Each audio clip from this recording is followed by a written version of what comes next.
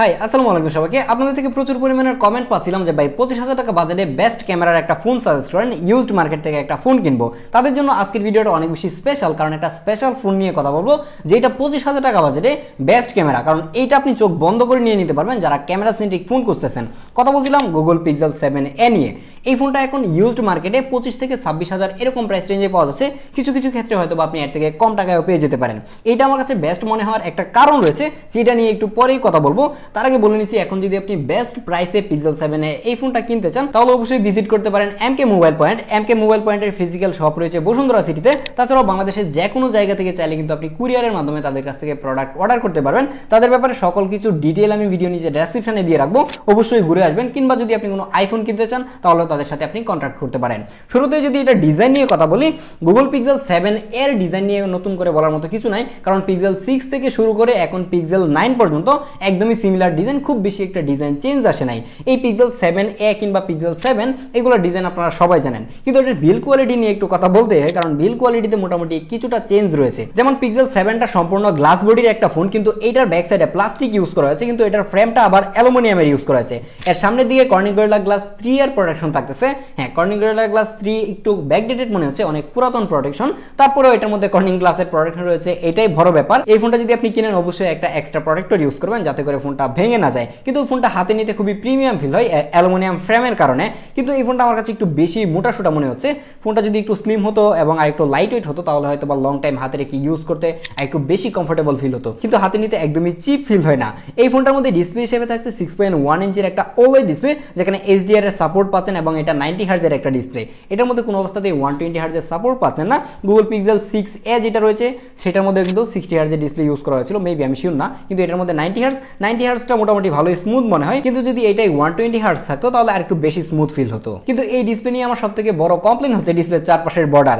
এই 25 সালে এসে এত মোটা বেজেল দেখে মনে হচ্ছিল যে আমি 2018 সাল কিংবা 19 সালের দিকে চলে গেছি, কারণ এটার বেজেলটা এত বেশি মোটা হচ্ছিল। কারণ এটার প্রাইস কিন্তু যখন গুগল ফোনটা রিলিজ করে তখন মোটামুটি বেশ ভালোই ছিল, অ্যারাউন্ড 50-60 হাজার টাকা দাম ছিল। তো এত দামি একটা ফোনের বেজেলগুলো এত মোটা কি করে হয়? এইটার বেজেল তো মোটামুটি তারপরে ঠিক আছে। গুগল পিক্সেল 8a যে ফোনটা রয়েছে সেটার বেজেল তো মনে হচ্ছে যে এটা থেকে আরো বেশি মোটা। তো এটা নিয়ে আপনাকে সন্তুষ্ট থাকতে হবে। ডিসপ্লের কোয়ালিটির কথা যদি বলি, ডিসপ্লের কোয়ালিটি এক কথায় টপ নচ ছিল। ডিসপ্লের কোয়ালিটি নিয়ে কোনো অবস্থাতে কমপ্লেন করা যাবে না, কিন্তু আমার কাছে পার্সোনালি পিক্সেলের ডিসপ্লেগুলো এতটাও ভালো লাগে না। এর অন্যতম কারণ হচ্ছে এটার ব্রাইটনেস।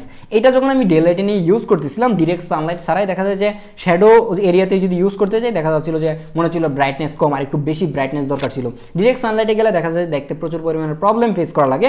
ইভেন একটু বেশি ওভারহিট হয়ে গেলে ব্রাইটনেসটা আরো কমে যাচ্ছিল, তখন মোটামুটি ভালো পরিমাণে প্যারা খাওয়া লাগে। আর আপনারা হয়তো সবাই জানেন যে এই সময় এসে অ্যামোলেড স্ক্রিনগুলোতে প্রচুর পরিমাণে গ্রিন লাইন পড়ে যায়, কিন্তু এই পিক্সেল 7 এর মধ্যে এখন পর্যন্ত গ্রিন লাইন নামক কিছু শুনি নাই।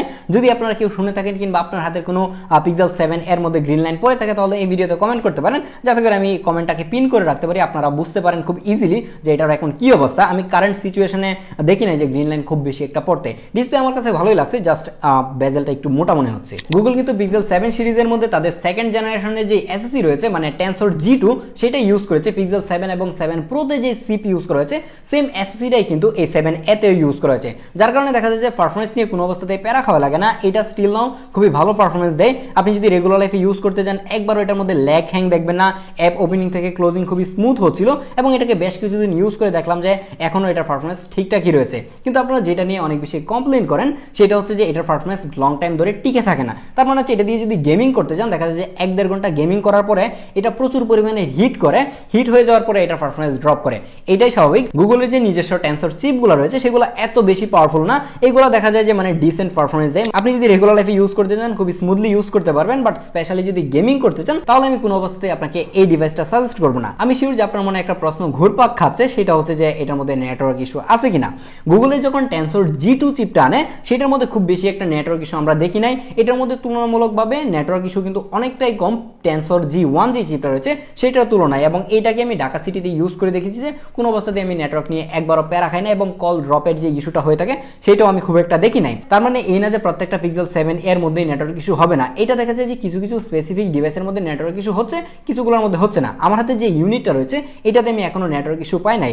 আপনি যেই দোকান থেকেই কিনেন না কেন কিংবা যার কাছ থেকেই কিনেন না কেন আপনি এই ব্যাপারটা একটু শিওর হয়ে নেবেন যে কোনো প্রকার নেটওয়ার্ক ইস্যু যদি থাকে তাহলে যেন এই ফোনটা তারা রিপ্লেস করে দেয়। আমার হাতের এই ফোনটা Android 15 এ রান করতেছে, এটার মধ্যে কিন্তু কিন্তু অলরেডি অ্যান্ড্রয়েড 16 এর যে বেটা ভার্সন আছে সেটা এসে আছে, আমি চাইলে কিন্তু এখন আপডেট করতে পারি, কিন্তু আমি কোনো অবস্থাতেই বেটা ভার্সনে আপডেট করতেছি না। তার মানে হচ্ছে এই ফোনটার মধ্যে আপনি অ্যান্ড্রয়েড 17 কিংবা 18 পর্যন্ত হয়তো বা আপডেট পেতেও পারেন।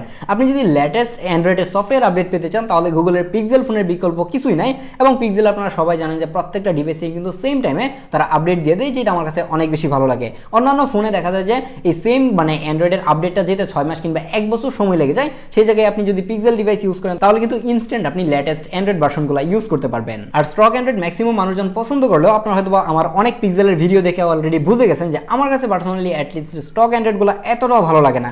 এর কারণ হচ্ছে এটাতে খুব বেশি একটা কাস্টমাইজেশন করা যায় না, এটাই আমার কাছে বিরক্ত লাগে। আমার কাছে পার্সোনালি অ্যান্ড্রয়েডের ক্ষেত্রে ওয়ান ইউআইটাই বেশি ভালো লাগে, বাট লোকলজ্জার বয়ে বলতে গেলে একটু থেমে থাকতে হয়, কারণ দেখা যায় যে অনেকে আমাকে আবার স্যামসাংয়ের দালাল বলতে পারেন। তো আপনারা যারা ওয়ান ইউআই পছন্দ করেন তারা একটু চাইলে কমেন্ট করতে পারেন, আর যাদের কাছে স্টক অ্যান্ড্রয়েড ভালো লাগে তারাও চাইলে একটু কমেন্ট করে জানাতে পারেন যে আপনার কাছে স্পেসিফিকলি কেন স্টক অ্যান্ড্রয়েডটা ভালো লাগে। ভিডিও শুরুতে আপনাদেরকে যেটা বলছিলাম যে 25,000 টাকা বাজেটে বেস্ট ক্যামেরা ফোন, হ্যাঁ এটাকে বেস্ট বলাই চলে, কারণ এটার মধ্যে একটা 64 মেগাপিক্সেলের মেইন লেন্স ইউজ করা হয়েছে, তার পাশে একটা 13 মেগাপিক্সেলের আলট্রাওয়াইড ক্যামেরা ইউজ করা হয়েছে।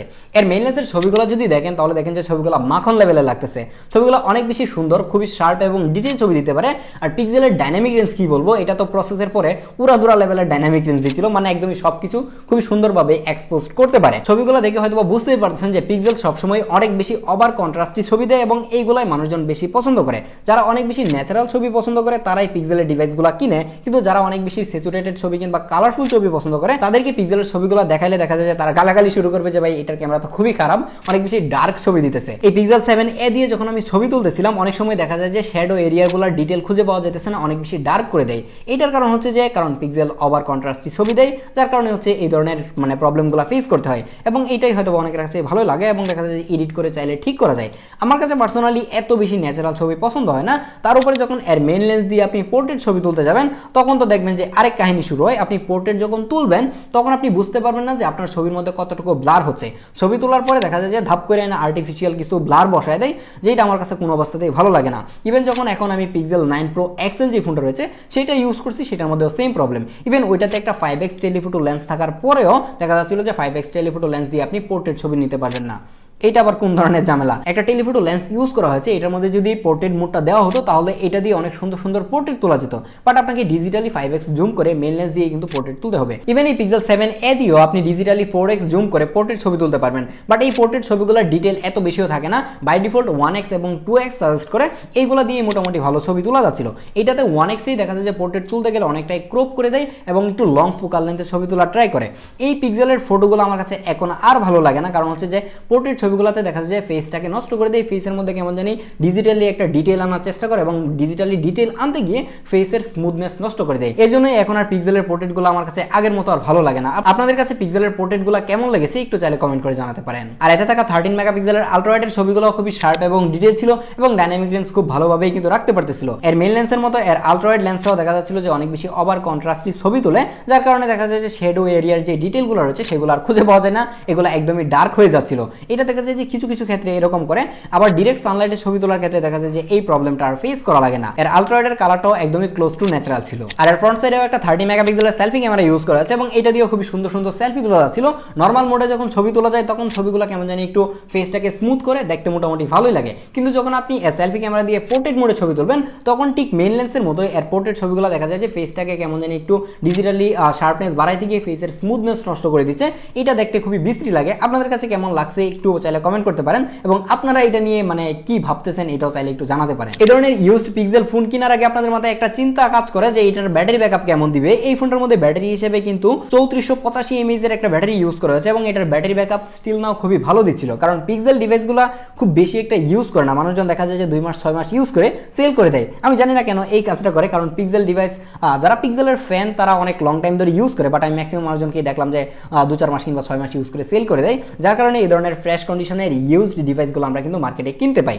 এবং এটা থেকে আমি খুবই ভালো ব্যাটারি ব্যাকআপ পাচ্ছিলাম। এখনো এটা থেকে 6 থেকে 7 ঘন্টা স্ক্রিন অন টাইম পাচ্ছিলাম, তার মানে হচ্ছে একদিন অনায়াসে কিন্তু আপনার পার হয়ে যাবে। আজকে রিভিউটা দেখে হয়তো বা বুঝতেই পারছেন যে অন্য দিনের রিভিউ থেকে এই রিভিউটা একটু আলাদা, এটা একটু শর্টকাটে করা ট্রাই করেছি। এইটাতে জাস্ট আপনাদেরকে একটু ওভারভিউ দেওয়া ট্রাই করলাম যে 2025 সালের মাঝামাঝি সময় এসে পিক্সেল 7টা আপনি কিনবেন কিনা। আমাকে যদি জিজ্ঞেস করেন তাহলে আমি বলবো যে 25,000 টাকা বাজেটে বেস্ট ক্যামেরার জন্য যদি একটা ফোন কিনতে চান কিংবা রেগুলার লাইফে ইউজ করতে চান, আপনি খুব বেশি একটা গেমার না, মানে আপনি গেমিং করেন না, জাস্ট টুকটাক ইউজ করেন, ফেসবুক, ইউটিউব এইসবই থাকেন, তাহলে বলবো যে আপনি চাইলে পিক্সেল 7a এই ফোনটা দেখতে পারেন, কারণ এইটা ওভারঅল সবকিছু মিলে আমার কাছে একটা কমপ্লিট প্যাকেজ মনে হয়েছে। আমি হয়তো আমার পার্সোনাল ইউজের জন্য এই পিক্সেল 7a নিলে নিতেও পারি, সেকেন্ডারি ডিভাইস হিসেবে কিন্তু এটা ইউজ করার মতো একটা ডিভাইস। দেখা হচ্ছে পরবর্তী ভিডিওতে, সেই পর্যন্ত ভালো থাকবেন, সুস্থ থাকবেন।